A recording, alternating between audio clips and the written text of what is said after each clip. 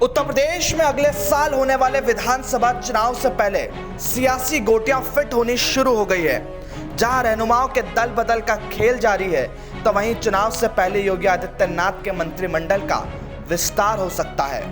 कहा जा रहा है कि मंत्रिमंडल में शामिल की गई लिस्ट को यूपी चुनाव को ध्यान में रखकर ही बनाया गया है। योगी की सबसे ज्यादा निगाहें ब्राह्मण, निषाद, जाट और गुर्जर वोट बैंक पर है और मौजूदा समय में ये सभी जातियां भाजपा से खासा नाराज चल रही हैं। माना जा रहा है कि योगी आदित्यनाथ की नई टीम को लेकर लिस्ट तैयार कर ली गई है।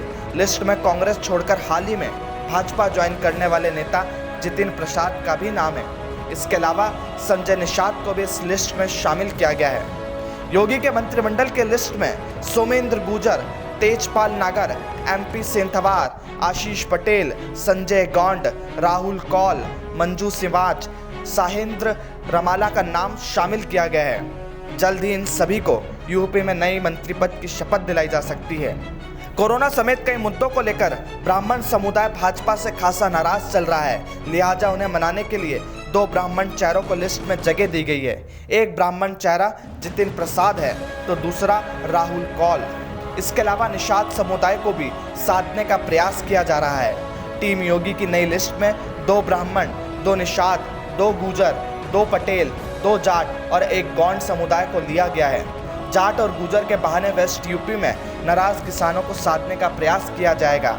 जहां एक और योगी आदित्यनाथ मंत्रिमंडल विस्तार के जरिए सियासी गोटियां सेट करने में जुटे हुए हैं, तो वहीं अखिलेश यादव पार्टी के पुराने साथियों को वापस अपने पक्ष में करने में जुट गए हैं। मुख्तार अंसारी के बड़े भाई सिबुतुल्लाह अंसारी के साथ उनके बेटे मन्नू अंसारी ने सपा का दामन थाम लिया है। दरअसल पंचायत चुनाव के दौरान ही अंसारी बंधुओं के हाथी से उतरकर साइकिल पर सवार होने की रणनीति तैयार की गई थी, लेकिन ऐसा हुआ नहीं, जिसके बाद शनिवार को अंसारी अखिलेश यादव की मौजूदगी में साइकिल पर सवार हो गए। साथ ही पूर्व मंत्री अंबिका चौधरी की भी घर वापसी हो गई। खैर, मोहरों को अपने पाले में लाने के जोड़ जतन में सभी सियासी दल मशगूल हैं, या यूं कहें कि इसके जरिए राजनीतिक दलों के बीच शह मात का खेल आधिकारिक रूप से चुनावी प्रक्रिया में घुसने से पहले की उठापटक है। लिहाजा आगामी चुनाव ही बताएंगे कि आखिर कौन अपने जतन के जरिए कामयाब हो पाता है और किसे शिकस्त मिलती है। Bureau report, the fact India.